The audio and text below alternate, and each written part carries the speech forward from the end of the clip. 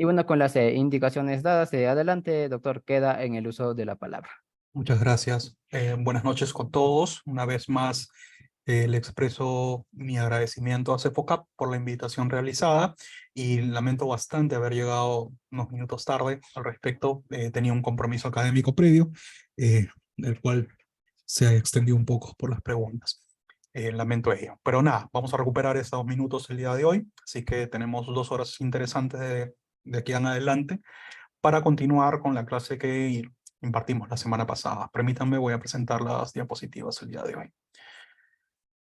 Um, el día lunes de la semana pasada ya habíamos abordado, perdón, un segundo, ¿este es el PPT? No, este no es el PPT. Un segundo, por favor. El día lunes de la semana pasada ya habíamos abordado, un segundo, ok, ya está. Ya habíamos abordado lo que es el título preliminar y lo que es el proceso de habeas corpus y los tipos de habeas corpus que se dan como una de las garantías constitucionales que se revisan usualmente, ¿no? ¿Me confirman si están revisando la diapositiva? Sí, por favor, para continuar con esto. Eh, entonces ya más o menos vimos todos lo que son los principios que rigen a todos los procesos de garantías constitucionales, sus excepciones, algunos cambios importantes que se han dado en este nuevo Código Procesal Constitucional. Y el día de hoy ya nos toca ver los otros procesos de garantía, que son el proceso de amparo, habeas data y cumplimiento. He tratado de hoy hacer este tema bastante didáctico lo más posible, a efectos de no agobiarlos con tanta normativa, no agobiarlo con diferentes temas que se pueden ver en el flujo procesal netamente del código, y voy a tratar de entrar a detallar más allá de lo que es el flujo procesal netamente, que cualquier persona con un poco de conocimiento en derecho procesal lo puede revisar en el propio nuevo Código Procesal Constitucional, ¿no? Entonces vamos a hablar sobre las instituciones a manera similar de lo que hicimos la semana pasada sobre ello. Netamente estos procesos de garantía que faltan desarrollar, amparo, habeas data y cumplimiento. Comenzamos con el proceso de amparo. Hay que tener en cuenta que a diferencia del habeas corpus que tiene una larga data, ¿no? Hablamos de que la clase pasada, que el habeas corpus se da más allá de, sin prejuicio de los desarrollos del derecho romano sobre la materia, lo podemos ver positivizado en su momento en la Carta Magna de Juan Sin Tierra en 1215. A diferencia de ello, el proceso de amparo es un proceso mucho más joven en el tiempo. Nace en México este proceso, en este ciclo, bueno, en el ciclo pasado, en el ciclo 20 de por sí, y hay que tener en cuenta de que llega al Estado peruano y es abrazado de cierta forma por primera vez con la Constitución del año 79, ¿no? Creador del Tribunal de Garantías Constitucionales, y revisaba este tribunal ciertas garantías básicas, entre ellas el habeas corpus y el amparo. Hubo una ley de desarrollo que fue la ley 23.506, pero posteriormente hubo una segunda etapa de desarrollo de esta figura, de esta acción de garantía, ahora a la luz del Código Procesal Constitucional, llamado Proceso Constitucional de Amparo. Y es que con el cambio de constitución, con la constitución de Fujimori del 93 y la eliminación del Tribunal de Garantías Constitucionales por el Tribunal Constitucional y el hecho de hablar de una jurisdicción de la libertad, esta acción de amparo, llamada así en ese entonces, varía, cambia, se le dan nuevos matices. Se modifica la ley que originalmente la regulaba, y así en esa constitución, en esa ley, la 28237, se regula. Hay que tener en cuenta de que las diferentes acciones las acciones constitucionales, acciones de garantía, de derechos, estaban reguladas de forma dispersa. Cada una tenía su propia ley, la ley de habeas corpus, la ley de amparo, la ley de habeas data. Y lo que se buscó a través del Código Procesal Constitucional derogado era amalgamar todas estas leyes dispersas, darle un corpus juris, darle un ordenamiento como tal, a efectos de tener todas estas garantías reguladas, ¿no? Ya se mencionaban en la Constitución, correspondía hacer el desarrollo correspondiente de estas leyes separadas que estaban dando vueltas en diferentes lados, y juntarlos. Y así nace este primer Código Procesal Constitucional. Pero hay una tercera etapa, que es toda la jurisprudencia que se generó en el marco de la vigencia de este Código Procesal Constitucional derogado, en la evolución normativa, obviamente, del amparo. Y pasamos así a la cuarta etapa, que nace a partir del año 2021 con la promulgación de la Ley 31.307, que es el nuevo Código Procesal Constitucional. Ustedes se preguntarán, oye Luis Alberto, y ahora que tenemos unas nuevas figuras o una nueva reglamentación del Código Procesal Constitucional, ¿eso significa que vamos a abandonar todas estas etapas que han habido? Bueno, la primera y la segunda etapa son netamente históricas, y la jurisprudencia, que es la tercera etapa, la jurisprudencia dada a la luz del Código Procesal Constitucional, nos nutren para continuar las pautas ya delimitadas por el Tribunal Constitucional, por la Corte Suprema, respecto a la aplicación de ciertos extremos del Código Procesal Constitucional. Hay que decir y dejar en claro que la aprobación del nuevo Código Procesal Constitucional no ha derogado todos los artículos del antiguo código. O sea, el antiguo código fue derogado, sí, pero no son distintos, no hay un cambio sustancial de 180 grados, ¿no? O sea, hay muchos artículos que son calcas del antiguo Código Procesal Constitucional, y han habido uno que otro matiz. Entonces, en esos artículos que son una calca para los procesos constitucionales, obviamente que lo que dijo el tribunal en su jurisprudencia y la Corte Suprema en su jurisprudencia respecto a diferentes acciones, se van a mantener en el tiempo. ¿Qué protege el amparo? Ya habíamos hablado que, a diferencia del habeas corpus, en la que defendía el derecho a la libertad personal, el derecho a la libertad individual, el derecho a la libertad de tránsito, el amparo protege otra clase de derechos. Lo dije general cuando desarrollé el tema del habeas corpus, en el sentido de que el amparo protege los derechos que no están protegidos en el habeas corpus ni en el habeas data. ¿Pero cuáles son? Bueno, el Tribunal Constitucional a lo largo del tiempo ha ido desarrollando qué procesos o qué derechos, protege el proceso constitucional de amparo, o como se dice en la Constitución, la acción de amparo. Por ejemplo, nos dice que protege el derecho al libre desenvolvimiento de la personalidad, y eso se encuentra desarrollado en esa sentencia, la 007/2006, proceso de inconstitucionalidad, etc. ¿Qué más? Nos dice a la libertad de conciencia y el derecho a objetar. Otra sentencia del TC, más reciente, del año 2016. ¿Pero qué más? El derecho al agua potable, el derecho al agua. Interesante. ¿No? Caso Conga. El derecho a la verdad. Expediente 2488/2002. Evaluado en un habeas corpus del TC, se desarrolló cuál era la vía correspondiente para proteger el derecho a la verdad. Y así, otra clase de procesos que se van, otra clase de derechos que se van desarrollando a lo largo del tiempo. Pero, ¿qué es lo trascendental, señores, de este nuevo Código Procesal Constitucional con respecto a esta institución que es el amparo? Hay que tener en consideración que el artículo 1 del Código Procesal, del nuevo Código Procesal, dice que los procesos a los que se refiere el presente título tienen por finalidad proteger los derechos constitucionales, ya sean de naturaleza individual o colectiva. Bacán hasta ahí. Reponiendo las cosas al estado anterior a la violación o amenaza de violación de un derecho constitucional, o disponiendo el cumplimiento de un mandato legal o de un acto administrativo. ¿Ok?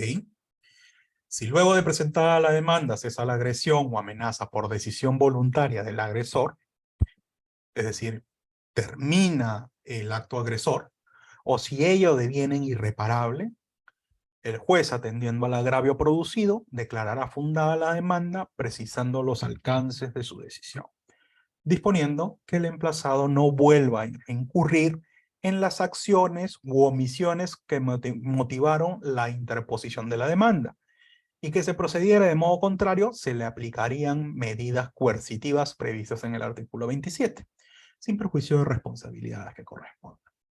Entonces, código nos pone en dos figuras diferentes.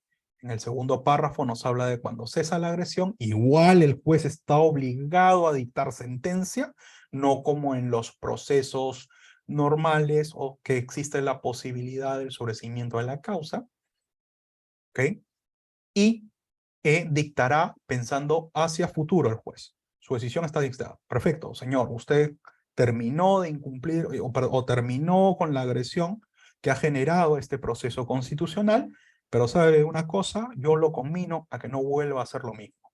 Y si usted vuelve a realizar lo mismo, aplicaré estas medidas coercitivas contra usted. En el sistema interamericano de derechos humanos hay algo que la Comisión Interamericana ordena, que es una figura que se llama las garantías de no repetición. Obviamente, donde el Estado peruano o el Estado parte de la Comisión señala que tiene que ofrecer a la Corte Interamericana que no va a volver a cumplirlo. En este caso, perdón, el juzgado, la Corte Interamericana ordena que ofrezca al Estado peruano garantías de no repetición. Entonces, es algo, digámoslo así, similar. Y bueno, lo que precisa, obviamente, y el fin de esta garantía constitucional es reponer las cosas al estado anterior a la violación amenaza. Recordemos de que a diferencia del habeas corpus, donde se busca liberar y de cierta manera buscar o brindar la satisfacción, reponer también el estado de situación a la violación amenaza, o sea, el proceso de habeas corpus natural, se detiene a una persona injustamente, se busca que retrotraer al momento anterior a la violación, obviamente entregarle su libertad. Lo mismo sucede con este proceso de amparo. Y de ahí hay que tener en consideración que por qué países como Chile o países como México manejan esta figura del con el habeas corpus también, o habeas corpus amparo, manejan lo mismo, porque para otros derechos diferentes al de libertad funciona y pues, se busca exactamente lo mismo. Dábamos unas pinceladas la semana pasada respecto a que una de las novedades de este nuevo Código Procesal Constitucional es justamente el hecho de la prohibición del rechazo liminar de la demanda. Anteriormente el antiguo código permitía ello, pero como recordemos que la justicia constitucional es urgente por el tipo de derechos fundamentales que se protegen, el legislador no ha tenido mejor idea de decir, prohibamos el rechazo liminar de demandas a efectos de que el juez, los tribunales, la Corte Superior, evalúe fondo antes de realizar un rechazo liminar. ¿Por qué? Porque se pone en riesgo estos derechos fundamentales. Así el artículo 6 nos dice, de conformidad con los fines de los procesos constitucionales, de defensa de derechos fundamentales en los procesos constitucionales, de habeas corpus, amparo, habeas data y de cumplimiento, que son los procesos de garantías constitucionales, no procede el rechazo liminar de la demanda. Y hay que tener en consideración allí tanto supuestos de prescripción, el amparo contra resoluciones judiciales, donde no existe firmeza en la resolución, y vías igualmente satisfactorias. ¿Qué quiere decir con eso? Hay un plazo de prescripción, obviamente, para la aplicación de estos procesos constitucionales. Vías igualmente satisfactorias se desarrolló profundamente en un caso de derecho previsional llevado ante el Tribunal Constitucional, el caso Anicama Hernández, si lo quieren leer, entre los materiales que les van a compartir está esa sentencia. en las cuales el Tribunal Constitucional, ante un caso de derecho previsional, una persona que había pedido pensión en sede administrativa y no se la otorgaron y terminó derivando ante el Tribunal Constitucional vía amparo, señaló algo que pasaba y era una realidad en ese momento. La sede, por naturaleza de la impugnación de un acto administrativo, y ustedes lo deben de conocer, es el contencioso administrativo. Imaginemos de que a mí me imponen una multa de tránsito y yo puedo impugnar esa multa en sede administrativa, pero agotada la misma, tengo que recurrir al contencioso administrativo. Servir me impone una multa porque he sido un mal funcionario, un mal servidor, perdón, me impone una sanción. Servir no impone multas, impone sanciones de suspensión o de destitución, y obviamente la impone en primera instancia la entidad a la cual yo he trabajado. Servir actúa como órgano de cesada, órgano de segunda instancia, órgano de apelación. Bueno, la entidad donde yo laboré impone una sanción de suspensión o de destitución ante el incumplimiento o ante la incurrencia de una falta administrativa. Impugno ante Servir y Servir le sigue dando la razón, declara infundada la apelación. Entonces, la vía correspondiente para yo ir a un contencioso y evaluar la legalidad de la imposición de esa sanción va a ser el contencioso administrativo con especialidad laboral, o contencioso administrativo laboral, como le llaman. Pero lo que voy es de que la naturaleza de la impugnación de recursos de actos administrativos es el contencioso administrativo. Pero por ahí me dirán, sí, pero por amparo también se puede llegar. Sí. Y justamente el tribunal señaló una regla con esto de vías igualmente satisfactorias que dice, no procede el amparo cuando existen vías igualmente satisfactorias donde tus derechos pueden ser garantizados. En consecuencia, yo por la impugnación de una sanción de destitución o una sanción de multa, no me voy a ir al amparo a llenar la sede constitucional de procesos judiciales donde en realidad existe una vía igualmente satisfactoria como es el contencioso administrativo para poder garantizar ello. Eso es algo que lo deben tener en cuenta. O sea, lo que no quiere el tribunal, lo que no quiere la Corte Suprema es de que se abuse de los procesos constitucionales y todo sea procesos constitucionales cuando tienes una vía igualmente satisfactoria.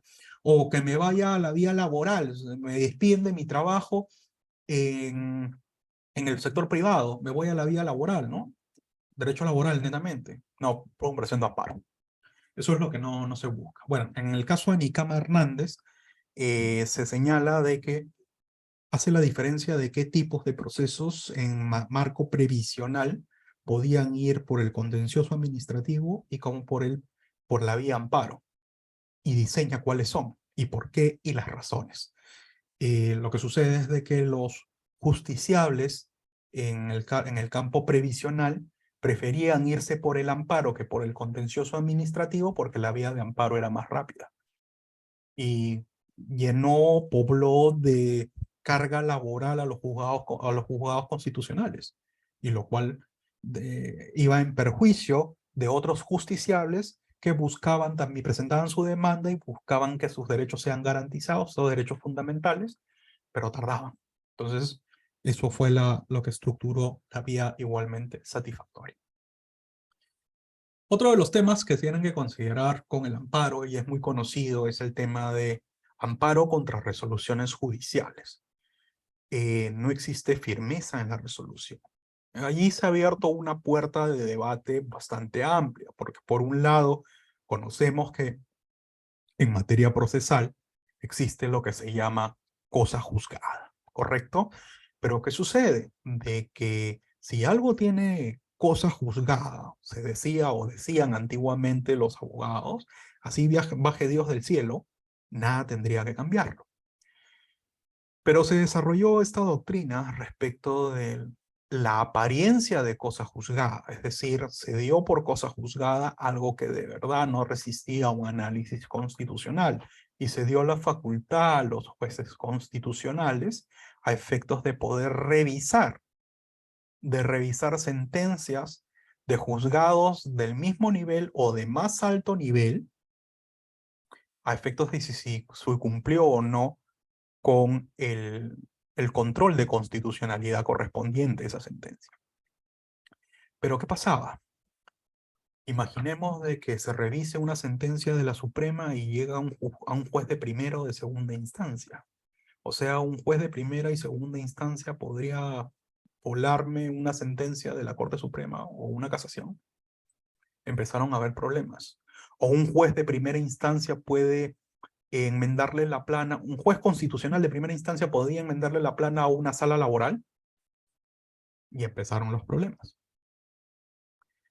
El Código Constitucional ha sido muy claro a establecer qué salas o qué nivel de juzgado o de sala o de Corte Suprema puede evaluar estas sentencias que se impugnan a través de amparo, dentro del marco del amparo con resoluciones judiciales. Obviamente se tiene que evaluar primero si es de que esta sentencia es cosa juzgada o tiene la apariencia de una cosa juzgada. Entonces, son pinceladas que se tienen que ir evaluando en este marco del nuevo Código Procesal Constitucional.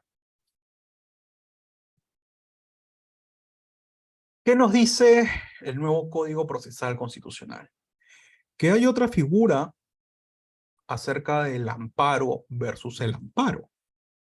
Interesante, ¿no? Amparo versus amparo, ¿ok? Por un tipo de fundamentales de garantía de procesos o derechos. Y el artículo 7 habla de las causales de improcedencia, donde dice, no proceden los procesos constitucionales cuando los hechos y el petitorio de la demanda no estén referidos en forma directa al contenido constitucionalmente protegido del derecho invocado. Obviamente. ¿Por qué? Porque a veces se desarrollan derechos netamente que no tienen nada que ver con el contenido constitucionalmente protegido de los derechos fundamentales en el marco de su doble naturaleza. Existen vías procedimentales, no procede cuando existen vías procedimentales específicas. Hablábamos hace un rato del ejemplo del contencioso administrativo, o igualmente satisfactorias para la protección del derecho constitucional amenazado o vulnerado, salvo cuando se trate del proceso de habeas corpus. O sea, cuando se trate de procesos de habeas corpus, o sea, va a ir igual por la vía de habeas corpus, porque es más rápido, más célebre. La garantía constitucional está ahí.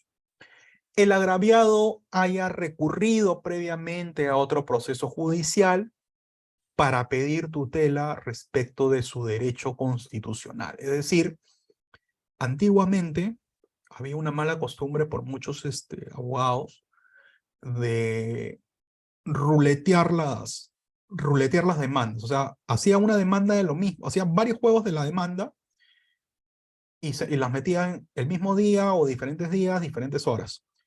Porque por ahí quizás quería que llegue a un juez determinado, porque sabía que ese juez quizás aplicaba el derecho de otra manera que otro juez. Lo cual no debería pasar, pero bueno, pasaba. Entonces, para evitar eso, se ha hecho esta prohibición. O también, ¿qué sucedía? De que presentaban habeas corpus en Arequipa, por el mismo caso. Presentaban un habeas corpus en Arequipa, presentaban un habeas corpus en Lima, y algún juez lo iba a dar. Bueno, ese tema ya también ha sido erradicado de este nuevo Código Procesal Constitucional, ¿no? Se ha buscado de que sea en el distrito donde está el afectado, o mejor dicho, en el distrito jurisdiccional, en la esfera jurisdiccional donde ha sido afectado el derecho, o está el agraviado. Entonces, ¿a efectos de qué? De prohibir este tema, ¿no? ¿Qué más? No se hayan agotado las vías previas, salvo en los casos previstos por este código, y en el proceso de habeas corpus. Claro, lo normal es de que para llegar a un amparo, ya sea derivado de una sede administrativa, por ejemplo, yo tengo que agotar la vía interna, ¿no? La sede administrativa. O sea, tengo que haber apelado, tengo que haber reconsiderado si lo considero oportuno, se agotaba la vía administrativa, puedo presentar el amparo en vez de irme por el contencioso administrativo, siempre y cuando exista un derecho fundamental violado y no haya una vía igualmente satisfactoria. ¿Qué más? Cuando haya litispetencia por la interposición de otro proceso constitucional. Para el caso de los famosos ruleteos que les comentaba, ¿por qué? Porque ya podía haber sido aceptado en el juzgado 1, en el juzgado 8, y por ahí, si ya se tenía un proceso avanzado en otro lugar, obviamente se presentaba esta excepción de litispetencia. ¿Qué más? Si se trata de conflictos constitucionales surgidos entre los poderes del Estado, o de entidades de la administración pública entre sí, de procesos competenciales, no procede la improcedencia, ¿no? O sea, no proceden los procesos constitucionales cuando existen estos temas. Tampoco procede entre los gobiernos regionales, locales o de ellos entre sí, ni contra el poder legislativo, el poder ejecutivo y el poder judicial interpuesto por un gobierno local, regional. Da reglas específicas de cuándo no proceden los procesos constitucionales. Sigamos, por favor.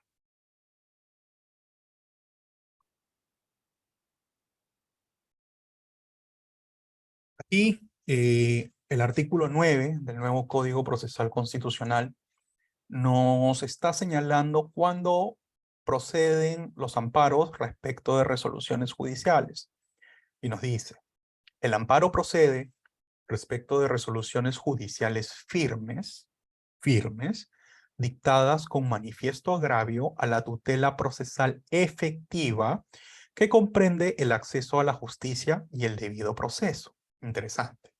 Es importante cuando el agraviado dejó consentir la resolución que dice afectarlo. El habeas corpus procede cuando una resolución judicial firme vulnera en forma manifiesta la libertad individual y la tutela procesal efectiva. Entonces ya tenemos los requisitos para yo impugnar vía amparo una resolución judicial. Tiene que ser una resolución judicial firme, es decir, haber agotado la apelación y que la sala me haya respondido. Quizás he podido ir más allá. Y comprende el acceso a la justicia y que, obviamente, de que se haya transgredido el acceso a la justicia y el debido proceso. Entonces, tenemos dos presupuestos para que exista el amparo con respecto a resoluciones judiciales. Tenemos un presupuesto material donde se exige de que haya un manifiesto agravio a la tutela procesal efectiva, acceso a la justicia y debido proceso en esas manifestaciones, y un presupuesto formal. Tiene que ser una resolución firme, ya sea consentida y o ejecutoriada. ¿Qué más? Nos dice de que habíamos hablado, y aquí un paréntesis, cuando estuvimos evaluando la semana pasada los artículos del título preliminar, de que antiguamente, o con el Código Procesal anterior, el Código Procesal Constitucional derogado, había una orden de notificar a las partes, ¿ok? Una orden de notificar a todas las partes. Si había casos del Poder Judicial, perdón, y se presentaba un amparo, más allá de que se notificara al procurador del Poder Judicial que ejerce la defensa del Estado, también se llegaba a notificar a los miembros a los jueces del Poder Judicial. Pero, bueno, eso era improductivo. ¿Por qué? Porque de acuerdo a la ley de Procuradurías Públicas y Defensa Jurídica del Estado, obviamente, es el procurador de la entidad el que va a hacer la defensa y va a desarrollar la defensa de la entidad al respecto. Consecuencia, uno de los cambios que ha introducido este nuevo Código Procesal Judicial es que en los procesos constitucionales contra resolución judicial no se notifica ni se emplaza la demanda a los jueces del PJ, por más que ellos hayan emitido la resolución que se está impugnando, la resolución que se dice que devendría o atentaría contra la tutela jurisdiccional efectiva o el debido proceso. Entonces, eso ya se abandona. La defensa descansa sobre el procurador público designado para el Poder Judicial que va a evaluar ese caso. Sobre esta situación es importante leer esta sentencia, la 2748, que también está dentro del grupo de materiales que les estoy dando con el tema de la clase junto con estas diapositivas. Entonces, vamos a seguir dando ciertas pinceladas sobre el amparo. ¿Qué otra cosa tenemos? Tenemos el amparo contra resoluciones judiciales, amparo versus amparo y el marco de la competencia. ¿Qué nos dice? Si la afectación de derechos se origina en una resolución judicial, la demanda se interpondrá ante la Sala Civil de turno de la Corte Superior de Justicia. ¿Ok? La que designará a uno de sus miembros, el cual verificará los hechos del presunto agravio. Con eso se trató de salvar los errores que cometió el Código Procesal anterior respecto a cuando se impugnaba un amparo y la pregunta de si un juez de primera instancia podía ver lo que había resuelto la plana un juez superior y demás. Ojo con eso, un juez constitucional de primera instancia. ¿Y cuál es el juez competente? Dice, si la afectación de derechos se origina en una resolución judicial, la demanda se interpone ante la sala constitucional, o si no lo hubiere, ante la sala civil de turno. Entonces, mínimamente ya se dice de que ya no va a ser un juez de primera instancia que puede evaluar eso.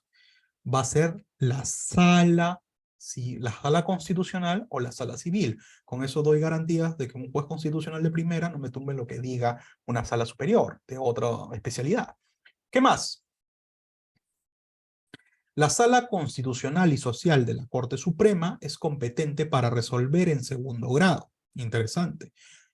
Si la sentencia es desestimatoria, el agraviado puede interponer el RAC, el recurso de agravio constitucional, en el plazo de ley, y eso lo va a evaluar el Tribunal Constitucional. Entonces, ya se establecen estas nuevas reglas o estas nuevas situaciones a efectos de evitar problemas de competencia, ¿no? Con lo cual, queda bastante interesantón cómo se ha desarrollado el nuevo Código Procesal Constitucional en ese extremo. ¿Qué más nos dice el amparo? ¿Cuál es el plazo de interposición de la demanda? Tratándose de procesos de amparo iniciados contra resolución judicial, el plazo para interponer la demanda es de 30 días hábiles y se inicia con la notificación de la resolución que tiene la condición de firme. ¿Ya? Entonces, ojo con eso. Plazo de 30 días hábiles y contados a partir de la notificación de la resolución que queda firme. Medios impugnatorios. El artículo 21 del Código Procesal Constitucional nos habla de los medios impugnatorios y dice la interposición de los medios impugnatorios, con excepción de la queja, no requieren fundamentación, salvo en el proceso de habeas corpus, si el apelante obviamente es la parte demandada. El demandante que impugna una resolución sustenta los agravios en la instancia superior conforme a los procedimientos establecidos en el presente código.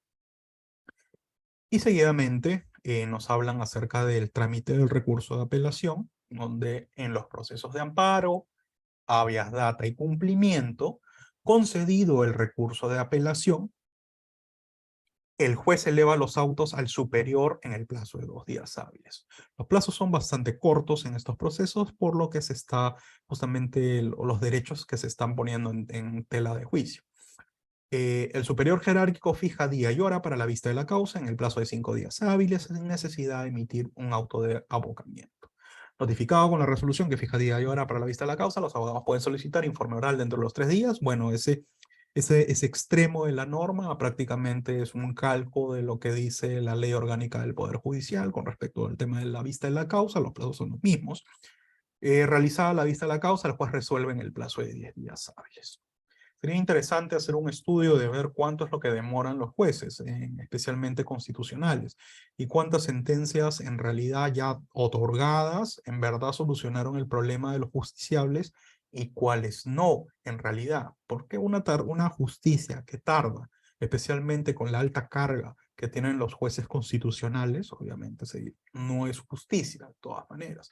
Es un problema ya presupuestal del Estado y que no solamente sucede en materia de justicia constitucional, sino en cualquier otra rama del derecho, porque muchos juzgados van a decir de que tienen poco personal, y eso es una realidad fáctica, que tienen poco personal, uno, y dos, sencillamente un alto número y carga. Han existido, y esto es un paréntesis, una práctica buena de diferentes salas, específicamente la segunda sala laboral, para bajar la carga laboral. sin contratar mayores personas, realizaron mayor trabajo durante unos días. Allí no aplicó horas extras, pero hay un tema de gestión de personal que el juez, la sala, los magistrados lo manejaron excelente y pudieron reducir drásticamente su carga. Tanto así que ya se consideraba que estaban al día. Eso salió noticia, esa noticia salió en El Peruano, me parece, en Jurídica. Es un tema de gestión de personal. Y también se necesitan los recursos necesarios, obviamente, para poder atender la carga procesal que existe. Pero regresemos. ¿Cómo se tramita este proceso constitucional de amparo? Bueno, más o menos un esbozo de procedimiento en el cual vamos a conversar. Dice en los procesos de amparo, habeas data y de cumplimiento interpuesta la demanda por el agraviado, el juez señala fecha y hora para la audiencia única, es en audiencia única, que tendrá un lugar de plazo máximo de 30 días hábiles. Al mismo tiempo emplaza al demandado para que conteste la demanda en el plazo de 10 días hábiles. O sea, estamos hablando de que en un plazo de 30 días hábiles, el juez debe señalar, perdón, en un plazo de 30 días hábiles se tiene que dar esta audiencia única y de interpuesta la demanda y al mismo tiempo emplaza al demandado para que conteste la demanda cuanto antes. Así el juez se puede empapar del proceso judicial, que en la práctica, en serio, es muy difícil porque el día a día le gana a los jueces y muchas veces es en la audiencia única en el cual el juez empieza a analizar recién el caso. Entonces, a veces es un poco complicado, pese a que los secretarios de juzgado muchas veces ya hacen el resumen del caso y explican, pero igual no es suficiente, el juez tiene que estar empapado, ¿no? Por otros principios procesales. El mismo, una relación del juez con su causa, tiene que conocer su expediente, conocer sus medios probatorios y demás. En ese plazo, entre la audiencia, en esa audiencia, el juez va a determinar si es admisible, inadmisible o improcedente la demanda, ¿no?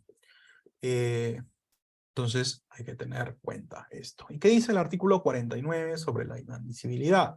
Si el juez declara inadmisible la demanda, concederá al demandante 3 días para que subsane la omisión o defecto bajo perseguimiento de archivar el expediente y esta resolución es apelable. Recordemos, señores, de que hay una diferencia de fondo entre lo que es la inadmisibilidad y la improcedencia. La inadmisibilidad se dicta cuando hay defectos de forma, ¿okay? Cuando se han incumplido ciertos aspectos de la forma que dicta el Código Procesal o supletoriamente el Código Procesal Civil. Pero ya cuando se dicta al fondo, podemos declarar algo improcedente, ¿no? Continuemos, señores.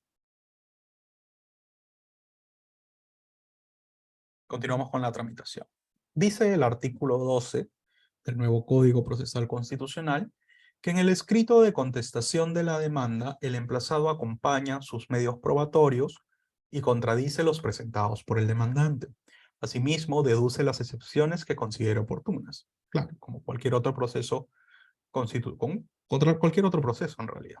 Y dice también que el juez pone en conocimiento del demandante el escrito de contestación a su demanda para que en la audiencia única alegue lo que crea oportuno. Entre esta notificación y el día de los alegatos debe mediar por lo menos 10 días. O sea, tenemos que 10 días como mínimo anteriores a la audiencia única se le ha notificado a la contraparte la demanda correspondiente para que en la audiencia única presente sus alegatos correspondientes. Y, bueno, presenta alegaciones. De la tramitación del proceso constitucional, también nos dice que sí, el artículo 12, que sí, con el escrito que contesta la demanda, el juez concluye que ésta es improcedente o que el acto lesivo es manifiestamente ilegítimo, podrá emitir sentencia prescindiendo de la audiencia única. Claro, ante ante una situación de extrema urgencia, como es la defensa de un derecho constitucional, y evaluado el caso por el juez constitucional, basta con que se presente la contestación de la demanda, que es anterior obviamente a la audiencia única, el juez ya con ello podría establecer, o podría emitir una sentencia así que realizar la audiencia única. ¿Por qué? Porque al existir esa demora de días, obviamente se sigue transgrediendo un derecho constitucional y eso es lo que no se quiere. Bueno, hablan también sobre las que son las sentencias de improcedencia, que están en las causales de improcedencia del artículo 7 y las resoluciones judiciales. Bueno, alguna de las características de este proceso de amparo es de que ya va a primar parte de la oralidad. Y hay un pequeño flujograma que se lo estoy compartiendo respecto a lo que es desde la interposición de la demanda y cómo va, ¿no? O sea, presentada la demanda al proceso, al juzgado, se declara el admisorio de la demanda y se fija dentro del admisorio la audiencia de plazo, la audiencia única con un plazo dentro del marco del plazo de 30 días. La demanda notificado, el admisorio al demandado, este contesta en 10 días. Y esa contestación puede realizar dos cosas. Puede pasar en ese plazo lo siguiente. Contesta, con la contestación, obviamente el demandado acompaña los medios probatorios, propone defensas previas o excepciones, y o también el juez concluye que es improcedente o que el acto lesivo es manifiestamente ilegítimo y prescindiendo de la audiencia única, como les comentaba en la diapositiva anterior, emite sentencia.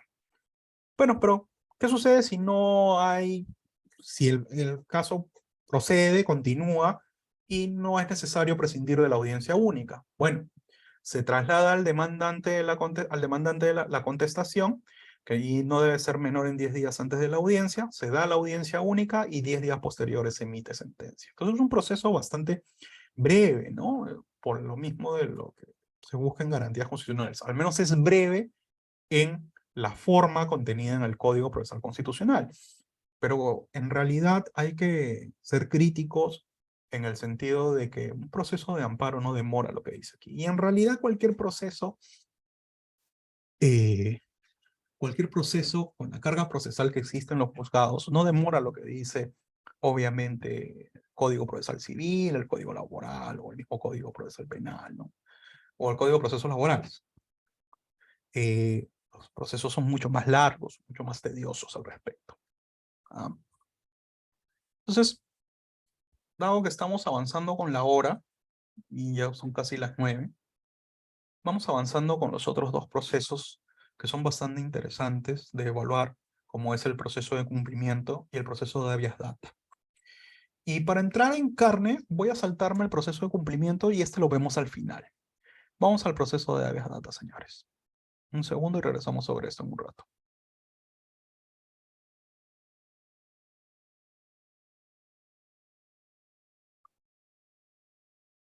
Y aquí quiero hacer algunas reflexiones y vamos a compararlo con lo que es el nuevo Tribunal de Transparencia y Acceso a la Información Pública. Recordemos de que el habeas data es un proceso que procede contra el hecho u omisión por parte de cualquier autoridad, funcionario o persona que vulnera o amenaza los derechos a los que se refiere el artículo 2, inciso 5 y inciso 6 de la Constitución. ¿Ok? Perfecto. Este proceso se encuentra en el artículo 200, el título 5 de las garantías constitucionales de la Constitución, y nos habla en el encuentra fundamento, obviamente, en lo que es el debido de proceso como derecho fundamental. Se fija la pluralidad de instancia y el principio de derecho de toda persona a formular análisis, críticas de las resoluciones y sentencias judiciales con las limitaciones de ley. Hay que tener en consideración, señores, de que este derecho nace para garantizar el acceso a la información pública. ¿Ok? ¿Y qué nos dice la RAE al respecto? Sobre el habeas data. Dice, es una acción constitucional que puede ejercer cualquier persona incluida en un registro de datos para acceder al mismo y recabar la información que le afecte, así como para solicitar su eliminación o corrección si tal información fuera falsa o estuviera desactualizada. Ok, perfecto, interesante. ¿Y qué más dice? Dice, derecho a la propia intimidad informática que confiere a su titular un derecho de control sobre los datos, acceso, rectificación y cancelación de los mismos interviniendo el Estado en su protección y tutela con agencias o comisarios para la protección de los datos. ¿Qué más? Componer que los especialistas en la materia denominada es un derecho humano de tercera generación, el acceso a la libre información, que busca resguardar los avances de la informática, de la información contenida en materias o en bases de datos y demás. Entonces, cuando hablemos de habeas data, en realidad buscamos evaluar o proteger a través de esta acción constitucional, este proceso constitucional, el acceso a la información. Antiguamente solamente teníamos esta vía para acceder a este derecho. O sea, habían ciudadanos que pedían información a la administración y muchas veces la administración se negaba a darlo, ejerciendo y diciendo, evaluando su poder de discrecionalidad sobre la información solicitada, cuando se entiende que la mayor parte de información que produce la administración, ya sea informes, memorándum, correos electrónicos y cualquier otra información en realidad, tiene un fin público. Entonces, este proceso o esta garantía constitucional era la única vía que teníamos en su momento para poder defender nuestro derecho a acceso a la información. Pero ¿qué sucede? En el Estado peruano pasan diferentes cosas porque se emite o se promulga la Ley de Acceso a la Información Pública, que actualmente tiene un texto único ordenado de la Ley de Acceso a la Información Pública, se tramita su reglamento, se tramita la Ley de Protección de Datos, y se empieza a fundamentar el tema de acceso a la información. Se empieza a fortalecer, a establecer cuáles son los límites y cuáles no son. Se crea el Tribunal Administrativo de Acceso a la Información Pública, que tiene una función maravillosa. Y estoy haciendo el paralelo entre habeas data, de ir a buscar al juez constitucional para que protejan este derecho, y el ejercicio que realiza el Tribunal Administrativo de Acceso a la Información, que dentro de mi propia práctica forense he tenido el gusto de recurrir tanto a habeas data como al Tribunal Administrativo. Los dos tienen sus fortalezas en cada uno de sus campos, pero por el tema de resolución rápida de mi problema o de mi interés de acceder a determinada información del Estado, yo me abocaría por el Tribunal Administrativo más que la habeas data. Es un tribunal, y estoy haciendo un paréntesis, es un tribunal administrativo, tiene 3 vocales, cuenta con 2 salas, donde funciona absolutamente rápido. ¿Okay? En menos de 2 meses está solucionado tu caso y ordenan al juzgado, obviamente, ordenan a la entidad administrativa a entregar la información que uno ha solicitado. Es muy garantista en sede administrativa y en el 99% de los casos le dan la razón a los administrados, justamente bajo el fundamento de que toda la información producida por el Estado, o su gran mayoría, es pública y por tanto hay derecho a acceder a la misma. Fundamentan sus decisiones en muchas resoluciones o muchas sentencias judiciales de habeas data. Bastante interesante su posición al respecto. Y tiene un procedimiento bastante interesante. Regresemos al tema de habeas data propiamente.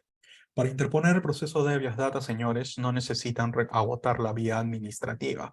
Es decir, basta con que sea denegado. Por ejemplo, yo solicito un acceso a la información a una entidad a través del portal y con el formulario tipo, y la entidad me dice, me recontestan a los días, dentro del plazo de los 10 días calendario o hábiles, los 10 días hábiles que dice la ley del texto único de acceso, el texto único ordenado de la Ley de Acceso a la Información Pública, y me dicen que no pueden darme determinada información porque está dentro de una de las causales de información que está prohibida de entregar. Ah, perfecto. Entonces yo no necesito apelar, no necesito presentar una reconsideración, sencillamente recurro al juez constitucional con un habeas data. Sigamos. ¿Cuáles son las disposiciones comunes con el código derogado sobre el tema de habeas data?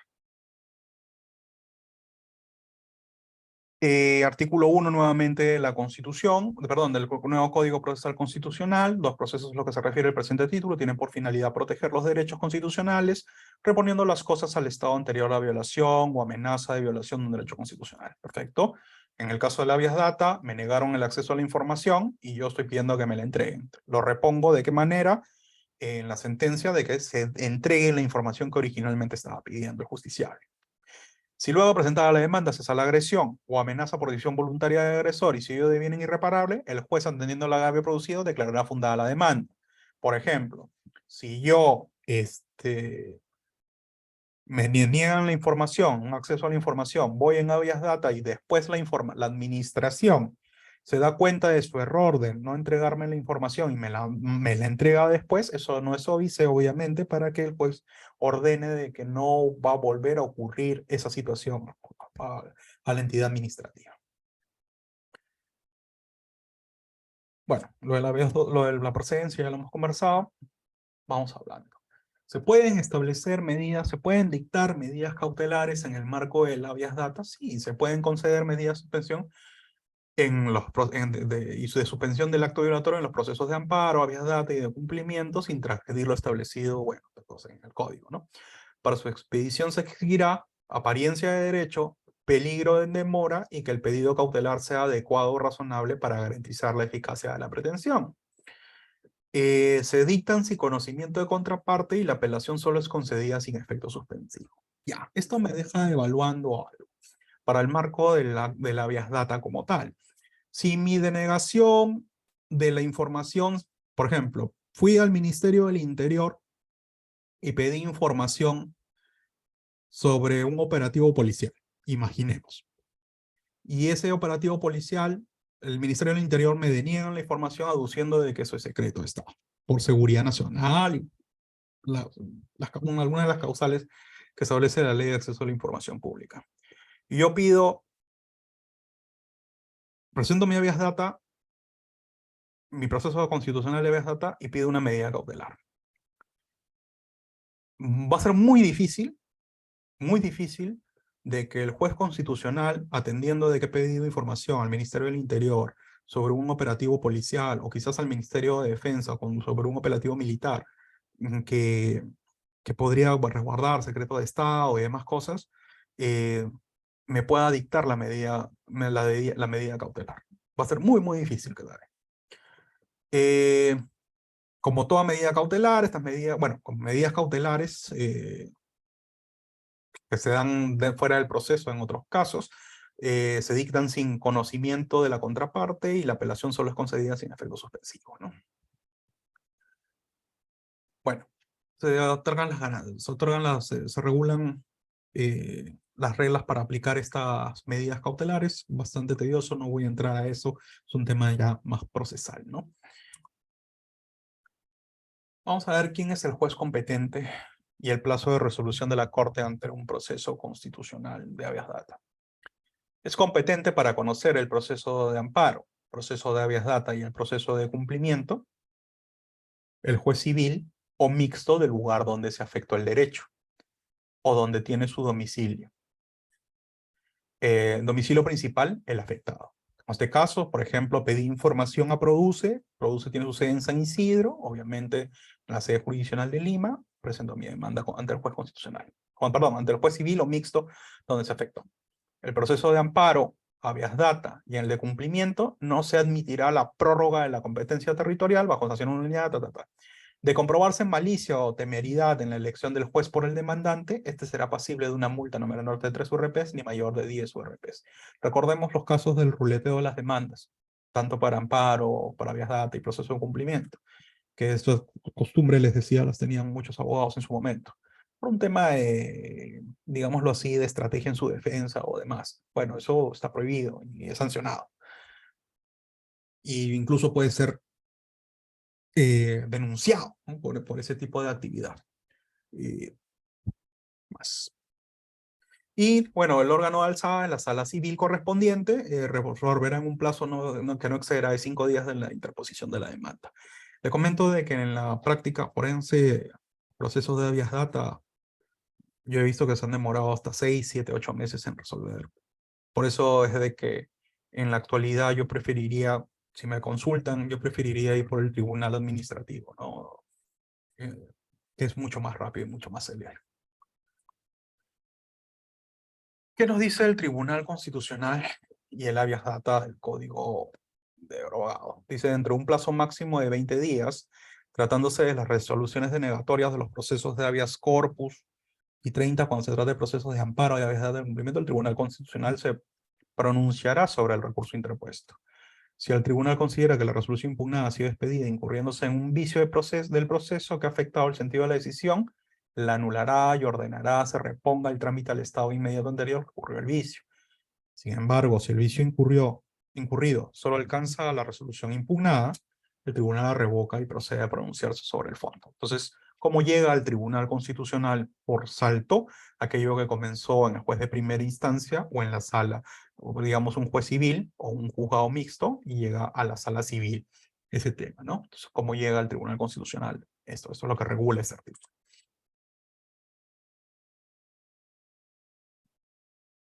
¿Qué nos dice el artículo 2 de la Constitución respecto al habeas data? Dice, y esto regula el derecho de petición, justamente, ¿no?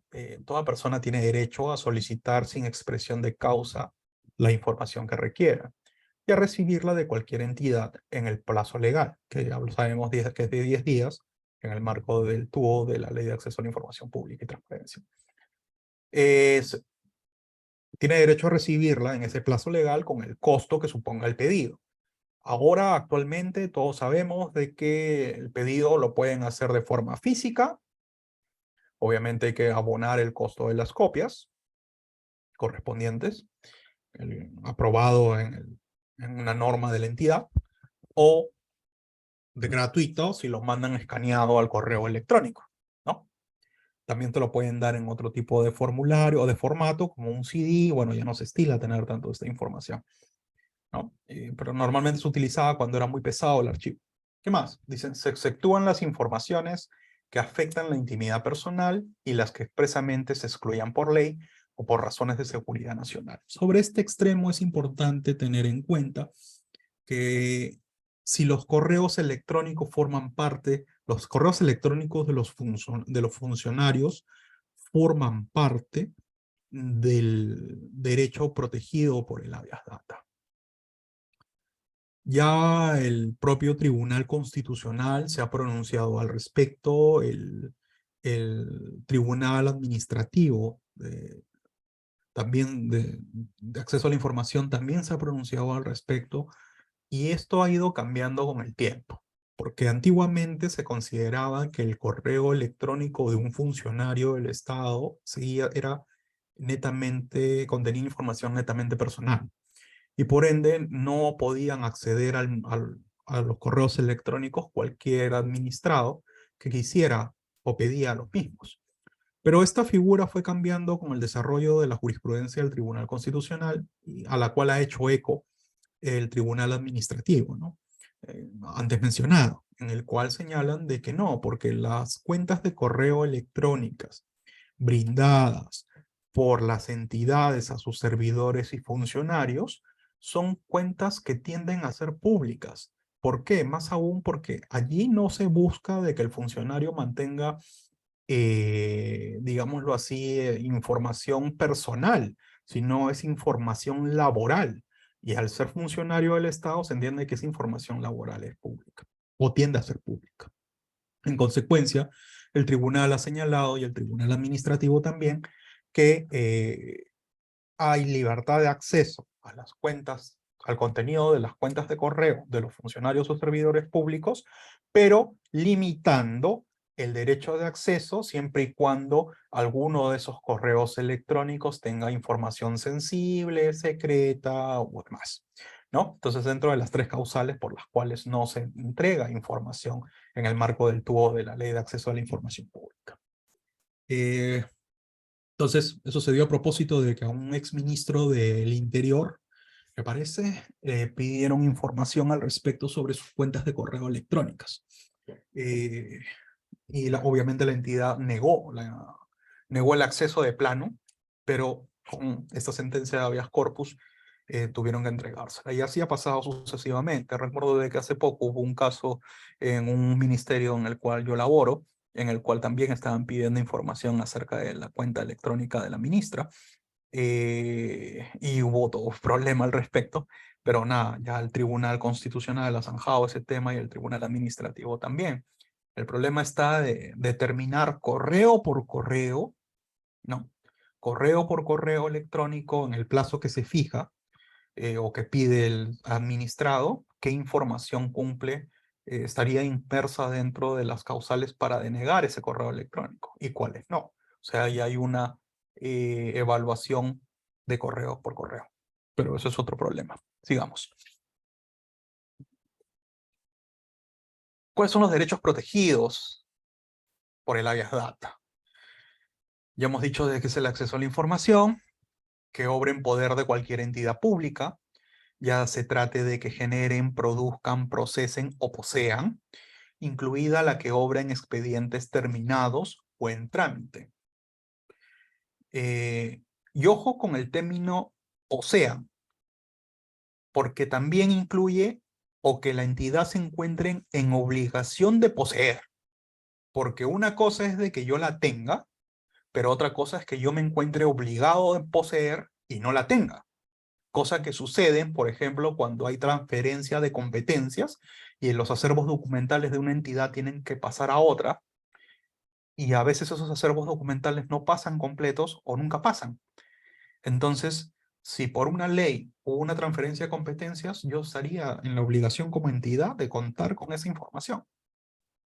Y han habido muchos casos en los cuales no ha pasado la información y obviamente hay incumplimiento, porque nunca falta el ciudadano diligente que pide esa información simplemente para evaluar si hay un cumplimiento o no, o para otro interés. Y muchas veces el Estado tiene que decirle a la entidad que debió recibir la información, dice, no la tengo. Bueno, dice, incluida la que obra en expedientes terminados o en trámite, estudios, dictámenes, opiniones, datos estadísticos, informes técnicos y cualquier otro documento que la administración pública tenga en su poder, cualquiera que sea la forma de expresión, ya sea gráfica, sonora, visual, electromagnética, que obra en cualquier otro tipo de soporte material. Aquí hubo un caso muy conocido en un habeas corpus de un profesor de Derecho Administrativo, el profesor Dante Mendoza de la Católica, en la cual pidió un informe que había elaborado el Banco Mundial, lo pidió el MEF. El Estado peruano por ese informe pagó una suma millonaria. Y el MEF no le quería entregar ese informe, aduciendo de que eso era información secreta y demás, no quería informar. El MEF había pagado una suma millonaria por la elaboración de ese informe del Banco Mundial. Bueno, el doctor, conocido administrativista, se fue por la vía del habeas data y consiguió que el MEF le diera el informe. Un informe que a él le costó 2 soles, porque solamente pagó el costo del informe, de la suma millonaria que había pagado el MEF por el mismo, ¿no? Caso bastante interesante. Bueno, ¿qué más nos dice? ¿Qué otro derecho protegido? Conocer, actualizar, incluir o suprimir o rectificar información o datos referidos a su persona que se encuentren almacenados o registrados en forma manual, mecánica o informática en archivos, banco de datos o registro de entidades públicas o instituciones privadas que brinden servicio de acceso a terceros. Asimismo, a hacer suprimir o impedir que se suministren datos o informaciones de carácter sensible o privado que afecten derechos constitucionales. Ya, acá vienen los casos. Por ejemplo, rectificar información. Imaginemos, y este caso fue un caso clave del Tribunal Constitucional, respecto a que un administrado figuraba como requisitoriado en la fuente de en la base de datos de la Policía Nacional del Perú, pero en realidad no, figuraba con antecedentes penales, no requisitoriado, con antecedentes penales. Sin embargo, las personas que llenaron esa base de datos se habían equivocado, solamente se guiaron por el nombre, más esta persona era homónimo de la persona que verdaderamente había cometido esos ilícitos. Entonces hubo una confusión al respecto y a través del habeas corpus pidió que se rectifique esa base de datos de antecedentes penales a efectos de que, presentando su certificado de homonimia, obviamente correspondiente, a efectos de señalar de que era la otra persona, su homónimo, la verdadera persona que había cometido esos ilícitos y que había sido sentenciado y había purgado cárcel. Entonces, tenemos esa información, pero también a través del habeas data podríamos solicitar quizás a Google que elimine información, perdón, a Google. Podríamos pedir información que brinden servicios. Sí, instituciones privadas, ¿no? También podemos pedir a Google, como les decía en el ejemplo, de que elimine cierta información que tenga carácter sensible o privado que afecten derechos constitucionales. Por ejemplo, el caso clásico de personas que le sustraen el celular y, bueno, tiene fotografías o tiene videos con situaciones bastante privadas, ¿no?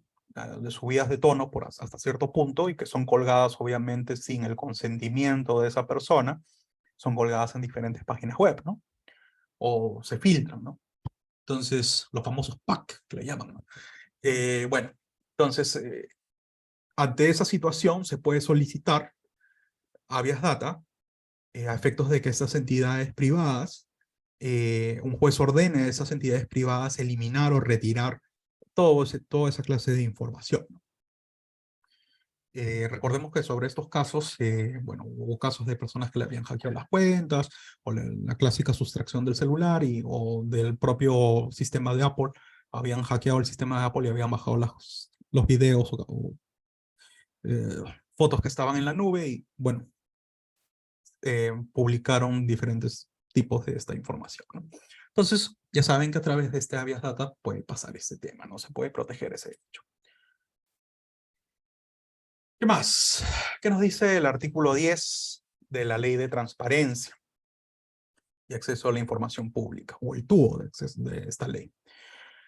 Para los efectos de esta ley se considera como información pública cualquier tipo de documentación financiada por el presupuesto público que sirva de base a una decisión de naturaleza administrativa, así como las actas de reuniones oficiales. O sea, por acceso a la información pública, por ejemplo, pidieron al Consejo de Ministros, recordarán el caso de Castillo, que tenía estos consejos de ministros descentralizados, que, que los hacían, celebraban en Tacna, celebraban en Arequipa, celebraban en Ayacucho, celebraban en todos lados, y por ahí a alguien se le ocurrió pues, solicitar por acceso a la información pública las actas de las sesiones del Consejo de Ministros. Toda sesión del Consejo de Ministros, por ley orgánica del Poder Ejecutivo, tiene que tener acta.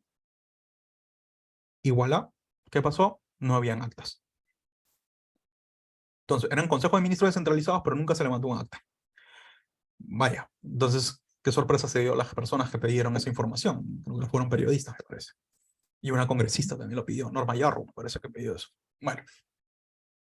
¿Qué más? Dice el Decreto Supremo 043, que es el tubo de esta Ley de Transparencia y Acceso a la Información Pública. El artículo 13 nos dice denegatoria de acceso. La entidad de la administración pública a la cual se solicita información no podrá negar la misma basando su decisión en la identidad del solicitante.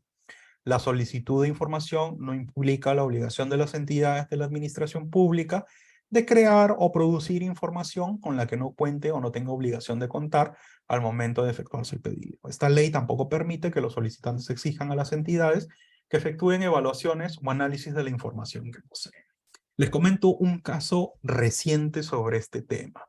En una antigua entidad donde trabajaba, y miren lo que pasa con abogados que ya tienen tiempo en la administración y se les pasa. Una entidad, un órgano de una entidad X, que de acuerdo a su ROF no es órgano consultivo, recibe una solicitud de una petición que en buena cuenta era de acceso a la información, a efectos de que realice un análisis de la información que posee. Tal cual lo dice, análisis de la información que posee.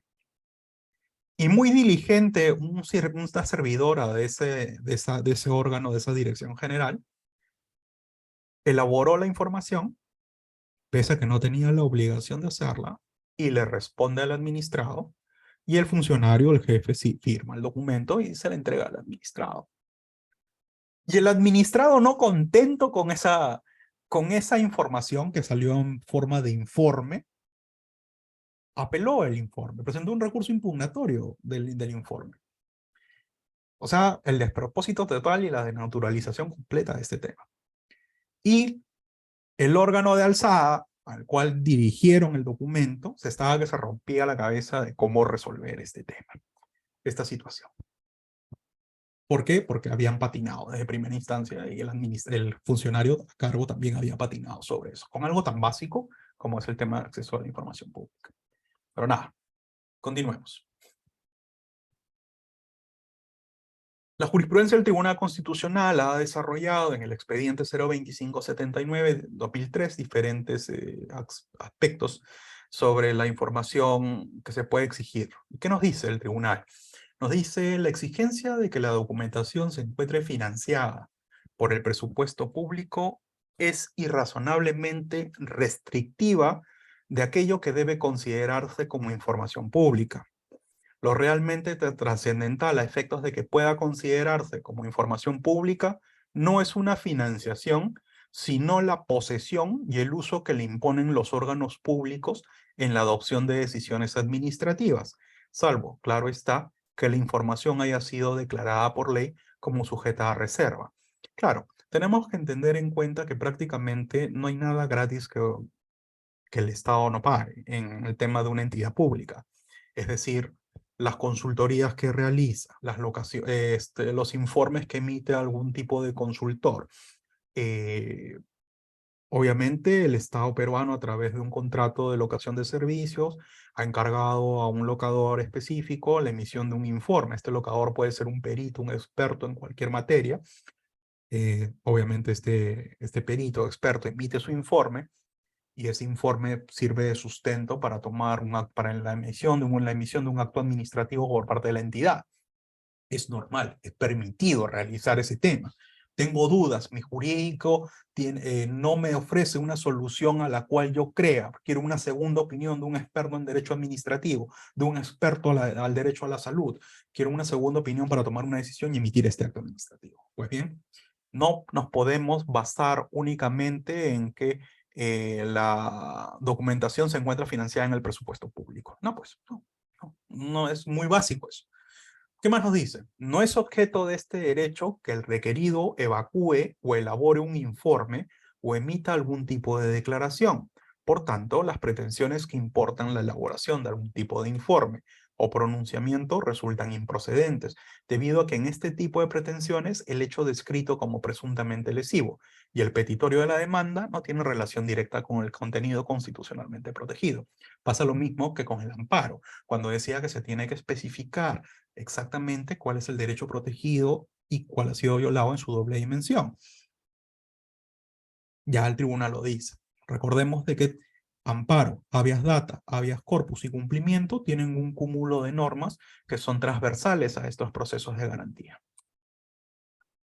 Y llegando ya al final del tema del habeas data para pasar al cumplimiento, tenemos que las reformas o las disposiciones generales que ha establecido este nuevo Código Procesal Constitucional, como son que el artículo 2, la demanda, dicen los lugares donde predominan el quechua, el aymara y demás lenguas aborígenes, la demanda podrá ser interpuesta en estos idiomas. Bastante interesante. Antes teníamos que realizar la demanda obviamente en idioma castellano. Con esto se abre una apertura verdadera de tratar de integrar a las personas que no son, que son quechua hablantes o que hablan otras lenguas aborígenes a efectos de que accedan a la justicia constitucional. Recordemos que este es un artículo 2, por tanto es transversal a todos los procesos de garantía. ¿Qué más nos dice el artículo 4? Algo que ha incursionado o que ha aplicado este nuevo Código Procesal Constitucional. En los procesos de habeas corpus, amparo, habeas data y de cumplimiento, el demandante que no cuente con los recursos económicos suficientes o se encuentre en estado de vulnerabilidad puede recurrir a la defensa pública y si lo hubiere a la especializada en defensa constitucional y derecho procesal constitucional. ¿Quién tendría que ver? La defensa pública a través del Ministerio de Justicia y especializada en defensa constitucional y derecho procesal constitucional. Por ninguna manera podría haber un procurador público. No podría ser el procurador público, porque el procurador público se encarga de la defensa única y exclusiva del Estado. Entonces, a través de una defensa pública que lleve estos casos, ¿sí? Interesante. Artículo 5. Representación procesal del Estado. En los procesos constitucionales contra resolución judicial, no se notifica ni se emplaza con la demanda a los jueces o magistrados del Poder Judicial. Ya les comenté ese tema hace un rato, lo voy a obviar en ese extremo. Artículo 6, que también es el clásico tema de la prohibición de los procesos la prohibición de rechazo liminar de las demandas, ¿no? Siempre se va a tender a evaluar el fondo, dada la importancia de estos procesos de garantías constitucionales.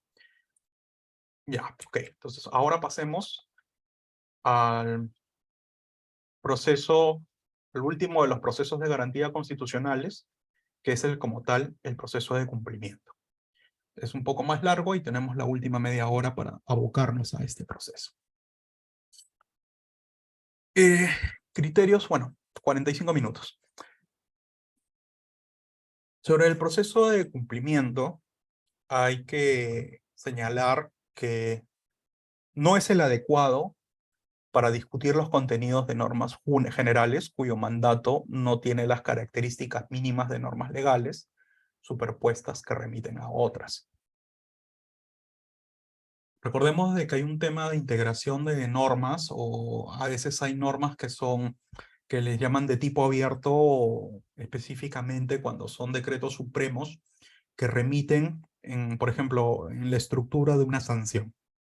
Dicen, será sanción todo aquello que incumpla los extremos tal, tal, tal y otra norma, y derivan. Entonces, allí entran esto, ¿no? Entonces, el proceso de cumplimiento no es el adecuado para discutir los contenidos de normas generales cuyo mandato no tienen las características mínimas de normas legales superpuestas que remiten a otras. Dice también que implica una actividad interpretativa compleja, que en rigor debe llevarse a cabo a través de las vías procedimentales específicas.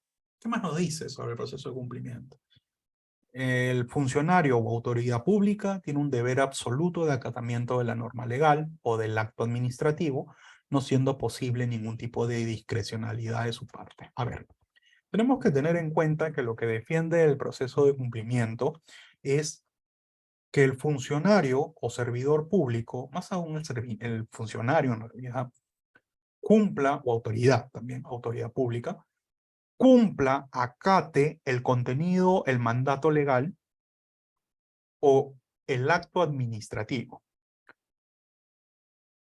Y no hay ningún tipo de discrecionalidad de su parte. Si el mandato legal dice que se realice la entrega del permiso de pesca de una embarcación pesquera, así sea esta embarcación pesquera una embarcación pirata, ilegal y demás, no hay discrecionalidad por parte del funcionario y se le entregará su permiso de pesca, su título habilitante para realizar extracción de recursos hidrobiológicos. O me podrás decir, Luis, pero eso es injusto, ¿no? O sea, esa embarcación que es ilegal va a realizar porque un juez lo ordenó. Sí, ya, lo ordenó. Un ejemplo, ¿no? Un poco burdo, pero es un ejemplo al respecto. Antiguamente, les comento que en el Ministerio de la Producción pasaba eso. Los jueces ordenaban otorgamiento directamente. O sea, decían al, al, al demandante, decían, mediante sentencia judicial, te entrego tu permiso de pesca. Pero disculpen, hay un tema de diferenciación de poderes y el Poder Judicial no tiene el mercado, por así decirlo en términos económicos, o no está facultado legalmente para otorgar permiso de pesca. En todo caso, lo que tiene que hacer el Poder Judicial es sencillamente ordenarme a mí, que soy funcionario del Ministerio de la Producción, del Despacho Viceministerial de Pesquería, ¿no? Pertenezco a un órgano de línea, otorgarme a mí que a través de una resolución administrativa le otorgue el permiso de pesca en función de tu sentencia. Pero tú, juzgado, tu juez, tu sala, tú no puedes hacer eso directamente. Eso pasaba antiguamente. Bueno. Y Bueno, eso menos mal que ya cambió. Bueno, pero tienen que tenerlo en consideración. Entonces, no hay ni dudas ni murmuraciones. El funcionario o la autoridad pública tiene que cumplir con el mandato legal o con el acto administrativo, ya sea otro ejemplo. ¿Ok? Acto administrativo. La entrega de, por ejemplo, la habilitación urbana para desarrollar un complejo o un condominio, ¿no? De propiedad horizontal. Tengo que cumplir con el acto administrativo. Y yo me resisto a cumplir con el acto administrativo como funcionario. Soy el director de habilitaciones urbanas de una determinada municipal y yo no lo entrego porque, ¿saben una cosa? El dueño de esa constructora es mi enemigo y no me interesa. Entonces, bueno, lastimosamente, tiene que cumplir con la emisión del acto administrativo. Dice, comprobada la renuencia y el incumplimiento de la norma legal o el acto administrativo conforme a las pautas descritas de ineludible cumplimiento, corresponde amparar la demanda, ¿no? Vamos a evaluar jurisprudencia y qué nos dice sobre la jurisprudencia sobre el proceso de cumplimiento. Dice, la acción de cumplimiento se configura como un proceso constitucional orientado a materializar las obligaciones derivadas de una ley o un acto administrativo. Perfecto. Y respecto de los cuales existe renuencia por parte de cualquier autoridad o funcionario. Cualquier autoridad o funcionario que no quiera cumplir con un mandato de la ley o que no quiera cumplir con la emisión de un acto administrativo o con el contenido de un acto administrativo, puede realizar ello. Puede proteger sus derechos, el justiciable, a través de esta acción de cumplimiento, de este proceso constitucional de cumplimiento. ¿Qué más nos dice? El TC dice, por su propia naturaleza, la acción de cumplimiento no es un proceso constitucional a través del cual se pretenda impugnar actos de acción, como acontece en los casos de autos, sino su objeto es tomar exigible un interés jurídicamente protegido, establecido en una norma legal o un acto administrativo. Interesante porque ahí se está fijando la naturaleza de este proceso de cumplimiento. No pretenda impugnar actos por acción. O sea, para que realice algo, que es el cumplir la norma o cumplir el contenido de un acto administrativo, sino que se busca tutelar un interés jurídicamente protegido establecido en la norma legal o en un acto administrativo, que por omisión no se haya cumplido con acatar por parte de cualquier autoridad o funcionario. Más conceptos. Que el objeto de la acción de cumplimiento es preservar la eficacia de las normas con rango, valor y fuerza de ley, así como los actos administrativos. Genial. Que versando la acción un aspecto litigioso en el cual se trata de discernir sobre la obligatoriedad del cumplimiento de pagos de derechos constitucionales, nos resulta la vía idónea la acción de cumplimiento de naturaleza excepcional y breve en la que no hay estación de prueba. Eso es algo que se señaló en el año 98. Pero hay que tener una excepción. Dentro del... no hay una estación fuerte de prueba en el proceso constitucional, pero eso no significa de que el justiciable, la persona agraviada, no tiene que presentar medios probatorios. Eso no significa ello. Sí va a presentar un medio probatorio. Pero ¿qué medio probatorio se va a presentar ante un juez, ante un juez al respecto? Bueno, mínimamente tiene que presentar la carta notarial por la cual se le exige al funcionario o a la autoridad pública el cumplimiento de una norma determinada o el cumplimiento del acto administrativo como tal, que se resiste a cumplir o que ha omitido cumplir. ¿Por qué? Porque finalmente este proceso tiende a controlar la inacción de los funcionarios o autoridades públicas, de modo tal que los funcionarios o autoridades puedan identificar conductas omisivas, actos pasivos o inertes a la inobservancia de los deberes de la ley. Y obviamente hay una transgresión por parte de estas autoridades al principio de legalidad, ¿no? En el marco de la vinculación positiva de la administración a la ley. Sigamos. Entonces, hablamos de que existe cumplimiento del mandato de norma legal y este proceso de cumplimiento no puede tener como finalidad el examen sobre el cumplimiento formal del mandato contenido en una norma legal o acto administrativo, sino más bien sobre el examen sobre el cumplimiento eficaz del mandato. ¿Qué quiere decir esto? Que yo no me voy a poner como juez constitucional o como juez que evalúa un cumplimiento, yo no voy a ponerme a evaluar si está bien, si es correcto el mandato, no es correcto y demás, sino que tengo que evaluar el cumplimiento eficaz de tal mandato, es decir, que tal mandato se cumpla. Y la demora, obviamente, del funcionario que lo está incumpliendo.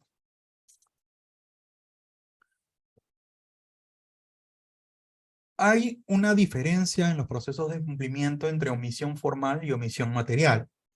Y se da o se manifiesta cuando la administración no efectúa, acto alguno a fin de dar cumplimiento al mandato establecido. Este en cambio implica la realización por parte de la administración de cierta actividad sin que con ello se cumpla el mandato de la norma. Tales actos solo en apariencia demuestran el cumplimiento del mandamus, el mandamus que nace de la ley o el mandamus que nace del acto administrativo. De igual forma, puede ocurrir que la administración despliegue su actividad dejando incumplidos ciertos aspectos de la norma, lo que supondría un cumplimiento parcial. ¿Qué sucede? Le explico. En sede administrativa, por ejemplo, se emite una solución, una situación de defensa legal. Normalmente, los que trabajan para el Estado sabemos de que en marco de la ley Servir, la normativa de Servir, los funcionarios o servidores públicos, incluso locadores de servicio, que son denunciados o les realizan algún tipo de procedimiento disciplinario, penal, civil, por alguna actividad que han realizado en el marco de sus funciones, pueden solicitar defensa legal del Estado. Esta defensa legal del Estado, a efectos de que la propia entidad pague tu abogado para que te defienda en el marco de la denuncia que te han impuesto, el proceso judicial que te han impuesto, el procedimiento administrativo sancionador que te han impuesto, disciplinario o de control de la Contraloría. Normalmente le emite un secretario general o un gerente general de una entidad, autoriza, aprueba la defensa legal del Estado. Y ordena en la parte resolutiva de la resolución que la OGA de la entidad o la Oficina General de Administración, o lo que haga a sus veces, realice la contratación del locador, del abogado propuesto en la mayoría de veces por el propio interesado. ¿Qué sucede? Muchas veces pasa de que la OGA a veces no tiene dinero, se quedaron sin presupuesto para la contratación del abogado, para que ejerza la defensa legal. Y obviamente de que son pocos los abogados que van a trabajar parte de esa defensa legal de forma gratuita, y cuando se cumpla, o van a trabajar la defensa legal sin contratación previa. ¿Por qué? Porque sin contratación previa, el Estado puede desconocer el trabajo realizado por el abogado. Entonces, ¿qué sucede ahí? De que pese al mandato que existe en la resolución de Secretaría General, la OGA incumple con la contratación del abogado, y lo cual perjudica al administrado porque no va a poder tener una defensa correcta cuando toque en el marco del procedimiento, denuncia o el procedimiento que se encuentre involucrado. Salidas. Acción de cumplimiento. Una acción de cumplimiento solicitando a la OGA la contratación inmediata que ha solicitado la Secretaría General al respecto. Y la OGA podrá decir, la Oficina General de Administración podrá decir, mira que yo he estado tratando con tesorería, pregunté a la ejecución presupuestal, estamos con el presupuesto a 100, o sea, actos previos que indiquen de que ha intentado, entre comillas, realizar las acciones para darle la contratación, pero finalmente no puede porque no tiene presupuesto. Eso es una apariencia que demuestra que tiene intención de cumplir, pero en realidad no está cumpliendo. Porque lo que yo quiero, y protege esta acción de cumplimiento, es de que cumpla con lo ordenado por la Secretaría General, que es la contratación del abogado. Ya verá de dónde sacan dinero. Tendrán que pedir mayor presupuesto al MEF, una ampliación de presupuesto, pero lo tienen que contratar y lo tienen que contratar pronto. ¿Por qué? Porque recordemos que hay plazos perentorios en el marco de denuncias, de demandas, de procedimientos en los que puede estar involucrado el administrado, y ese plazo corre. Porque bajo esa lógica que presenta el AOGA, tendríamos que quizás esperar hasta el siguiente ejercicio presupuestal para que le den presupuesto y pueda contratar al abogado que me va a defender. Pero finalmente ello me perjudicaría porque hasta ese momento quizás ya pasó el plazo para interponer la contestación de la demanda, o incluso ya recibí una sanción por parte de la Contraloría porque nunca tuve defensa. Entonces, ante ese ejemplo, ya sabemos que esas actividades de que no conseguí la plata o no conseguí el dinero son simplemente meros alegatos sin sustento de fondo para incumplir con un mandato. Entonces, ante ello hay que ver lo que es la omisión formal y la omisión material. Seguimos. Cumplimiento de la obligación de reglamentar. Recordemos de que las leyes que se emiten normalmente tienen una obligación de reglamentación. Y si nosotros cruzamos información sobre cuántas leyes en este momento existen sin reglamentación, se van a dar cuenta que son un montón. Y lo gracioso al respecto es de que muy poca gente se preocupa por ello. Muy poca gente se preocupa por ello. Por ejemplo, una de las reglamentaciones que están pendientes y que el Ejecutivo no las ha hecho porque no le da la gana, es el tema de la reglamentación del bono de reconocimiento de pensionistas. Aquellos pensionistas que estaban aportando para la ONP y se han cambiado hasta determinado año a un sistema privado de pensiones, y esa norma salió el año pasado, podían transferir y le iban a otorgar un bono de reconocimiento. Ya, eso está en ley, pero no ha sido reglamentado. Y el plazo para la reglamentación fue de 120 días calendario. El paso que está recontra superado hasta el día de hoy. Nadie dice nada al respecto. Está bien, el Ministerio de Economía y Finanzas ha presentado su demanda de inconstitucionalidad contra la ley y todo, y esa demanda se está tramitando, pero eso no indica o suspende el hecho de que el Ejecutivo ha tenido que reglamentar esa ley. ¿Qué sucede con la acción de cumplimiento por este caso? Dice, como se precisa la norma, no establece plazo alguno para que los gobiernos, eso es unos sucesos, dice, la norma no establece plazo alguno para que los gobiernos locales cumplan con emitir tal reglamentación. Sin embargo, debe tomarse en cuenta que al momento de interponerse la demanda, el mandato contenido en el artículo subexámine ya contaba con más de 2 años de vigencia, tiempo que debe ser considerado suficiente para que se lleve a cabo la referida regulación. Es decir, aún en normas que no tienen mandato expreso de reglamentación en 90 días, 120 días, 160 días, 180 días, se entiende de que el mero paso del tiempo hace evaluar de que el cumplimiento de la reglamentación debe darse, y eso puede ser evaluado a través de un proceso de cumplimiento. Con más razón, entonces, aquellas normas que sí establecen un plazo de reglamentación y este ha sido superado, a través de una acción de cumplimiento podría pedirse. Ahora, cualquier persona podría demandar ello, o necesariamente una persona que tenga interés general, interés específico. Bueno, si es una norma de carácter general, cualquier persona podría hacerlo. ¿Qué nos dice la legitimación para demandar? Ante normas de carácter general o intereses difusos. Dice, las recurrentes solicitan el cumplimiento de una resolución ministerial que al aprobar las normas sobre planificación familiar dispusieron la incorporación de un tipo de método anticonceptivo, así como su difusión y reparto en los hospitales.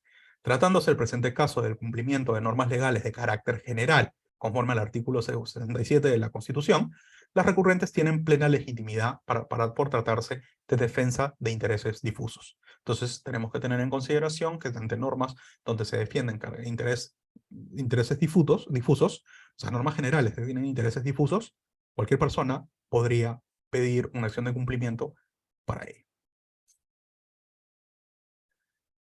¿Cómo acredito la legitimación? Bueno, en el acto administrativo se deberá reconocer un derecho incuestionable del reclamante e individualizar al beneficiario, individualizar al beneficiario. Sobre la individualización del administrado, la idea es explícita. El acto administrativo deberá consignar a un sujeto o, de ser el caso, un grupo de sujetos, en ambos casos perfectamente identificables. No cabe en tal sentido someter a la vía de cumplimiento un acto administrativo de carácter general en tanto es cualidad de un acto administrativo sometido al proceso de cumplimiento que la mora o letargo de la administración, vale decir, la omisión debe incidir directamente en algún sujeto determinado. En buena cuenta, lo que se quiere decir aquí es de que existen actos administrativos que salen a nombre específico de una persona, porque esa es la finalidad del acto administrativo. O sea, eso, va a alguien determinado. Pero también hay actos que son en general, pero en donde no son tan identificables el grupo. Entonces aquí te establece un límite a través de esta sentencia del Tribunal Constitucional de cuándo, ante la orden de un acto administrativo a quien favorece, puede o no acreditar la legitimación. Y acá redunda, dice, mientras que en el primer caso el mandamo suele encontrarse, o sea, la orden, el contenido legal o la orden del acto administrativo, suele encontrarse asociado a una persona o grupo de personas que son los que gozan de legitimidad para reclamar frente al supuesto de su inobservancia, en el caso de normas legales, queda claro que el mandamus tiene efectos generales por derivar de una ley. De allí que bajo tal contexto sea cualquier persona o individuo el que pueda gozar de legitimidad para interponer la correspondiente demanda. Eso en normas de carácter legales que tienen un interés difuso, ¿no? General.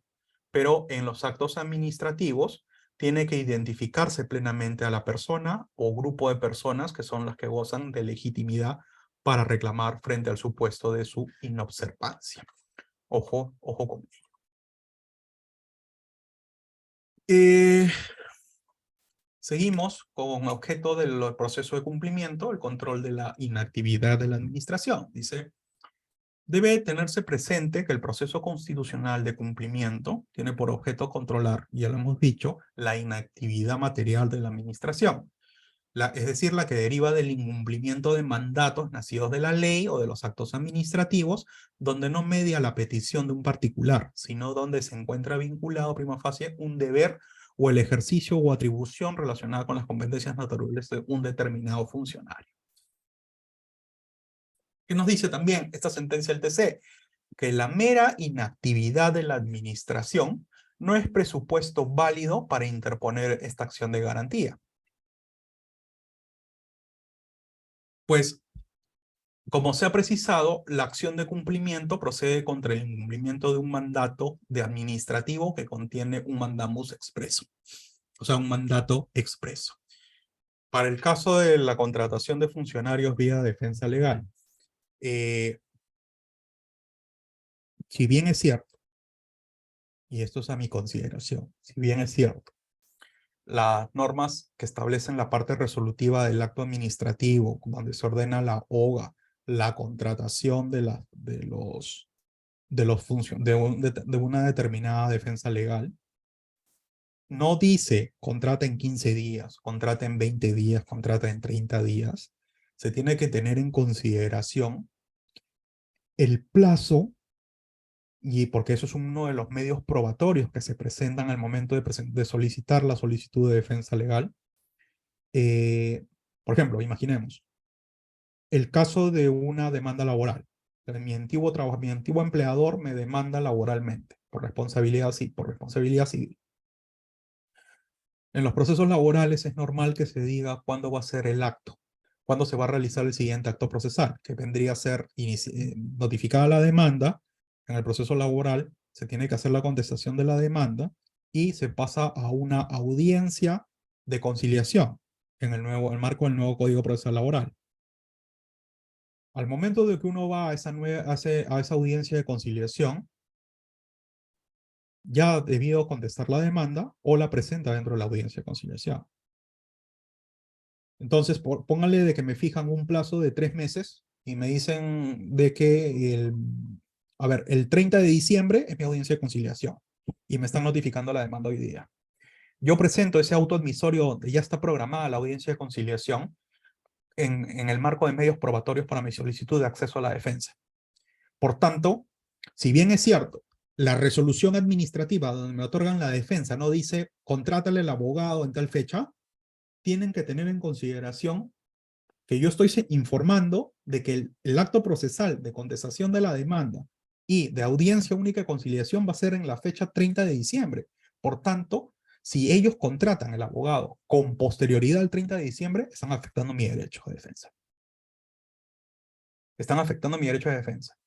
Y si yo veo que con anterioridad ya estoy próximo al 30 de diciembre y no hay acceso y no han contratado a mi abogado, obviamente yo creo que sí puede ser válido la interposición de esta acción de garantía en ese contexto, sin que específicamente el acto administrativo haya determinado la fecha expresa en cuándo se tenía que contratar al abogado. ¿Por qué? Por la cercanía al plazo. Es mi opinión al respecto. No he visto ningún caso en la jurisprudencia del TC sobre ese extremo en sí, pero sí podría ser en el marco de una evaluación total de las pruebas, del contexto que se está dando todo esto y la necesidad de la contratación del abogado, ¿no? Para que pueda ejercer mi defensa legal en un proceso correspondiente. Tema debatible. Y lo dejamos abierto quizás para las preguntas que se van a realizar en unos 10 minutos. Mandamos de la norma legal o del acto administrativo. ¿Cuáles son los requisitos de este mandamos? A ver, la acción de cumplimiento requiere de un mandamos, o sea, el contenido de la norma o del acto administrativo, el mandato contenido ahí, que debe ser de obligatorio cumplimiento, que sea incondicional, cierto y pueda, por tanto, inferirse indubitablemente. Le decía de que el proceso de cumplimiento no tiene una estación probatoria como tal, pero se pueden presentar como medio probatorio el tema de la carta notarial que se notifica al funcionario que viene incumpliendo el mandato legal o el mandato del acto administrativo como tal. Para el caso del ejemplo de la contratación del abogado, tendría que mandarle una carta notarial a la OGA, al OGA, al jefe o al director de la Oficina General de Administración, diciendo que cumplan, ¿no?, con esto, como un medio probatorio. Atendiendo a la naturaleza de los actos administrativos, el tribunal ha recogido dos cualidades o características que deben someterse a evaluación cuando lo solicitado sea el cumplimiento de un acto administrativo, ¿no? Se deberá reconocer un derecho incuestionable al reclamante e individualizarlo al beneficiario. Dos requisitos mínimos, indispensables. Sobre la individualización del administrado, la idea es explícita. El acto administrativo deberá consignar a un sujeto, o de ser el caso, un grupo de sujetos, en ambos casos perfectamente identificables. ¿Qué más? Hay que acreditar la renuencia de la autoridad al cumplimiento de la orden que se encuentra en la norma o en el acto administrativo. Bueno, en la doctrina este requisito pues, de carácter subjetivo, se le determina como un de carácter subjetivo.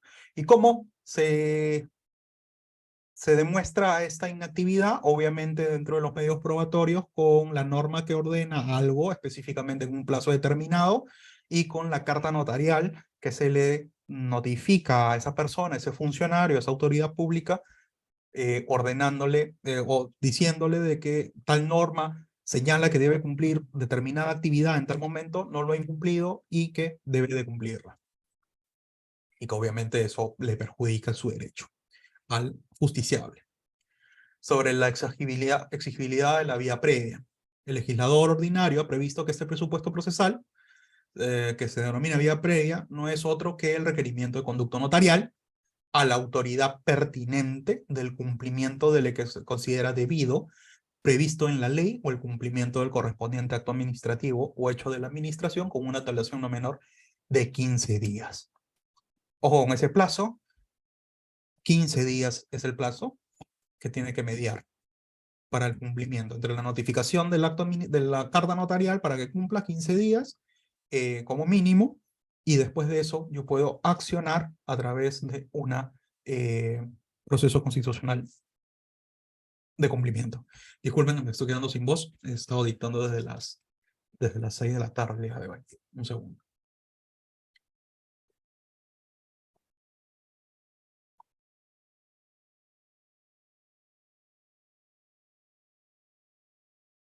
Los procesos constitucionales tienen entre sus fines esenciales garantizar la supremacía de la Constitución y la vigencia efectiva de los derechos constitucionales. Entonces, en ese contexto, el proceso de cumplimiento garantiza la autonomía de cada uno, es parte de los procesos que garantizan la autonomía de los procesos constitucionales que protegen derechos constitucionales. Tengo otras diapositivas más que redundan más o menos sobre lo mismo y aspectos que ya ha venido desarrollando el Tribunal Constitucional respecto al proceso de cumplimiento, pero quizás va a ser más oportuno que ustedes mismos lo puedan leer de las propias sentencias del tribunal, cuyos materiales deben estar siendo notificados el día de mañana. Todavía no se los he enviado los materiales a la administración, ¿ya? Se los voy a enviar esta noche o más tardar el mañana temprano. Entonces, quizás podemos pasar a la ronda de preguntas en este momento para poder terminar de redondear algunas ideas en base a las consultas que han señalado, o por qué no, si ustedes en su práctica forense han visto procesos de cumplimiento, procesos de habeas data o procesos de amparo, podamos ir redondeando ciertas ideas en base a su propia experiencia. Entonces, dejo aquí estas diapositivas y pasamos, por favor, a ronda de preguntas en estos 15 minutos que quedan.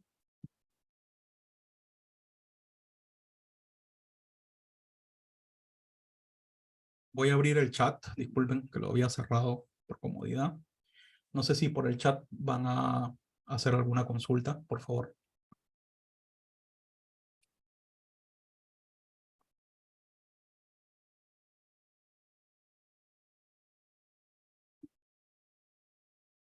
Alguien que levante la mano.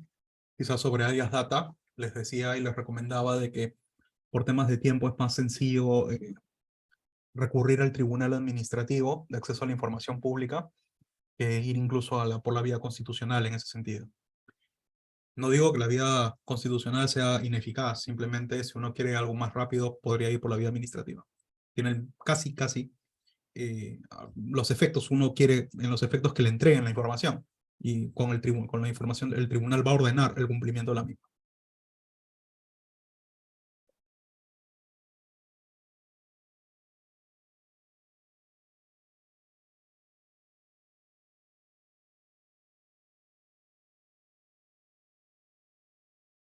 Hola, ¿nadie se anima? Ok, no hay problema. Las diapositivas les van a estar llegando dentro de poco, el día de mañana. Tengo que terminarlas. La administración solamente cuenta con los... Me faltan algunos materiales que tengo que darle a la administración. ¿Ok? Entonces, bueno, nada. Conmigo sería todo por esta ocasión. Espero que le haya sido de su agrado la exposición y disculpen si he estado corriendo con algunas cosas, pero he estado varios temas el día de hoy. Conmigo entonces será hasta una próxima vez. Muchas gracias. Por favor, el moderador.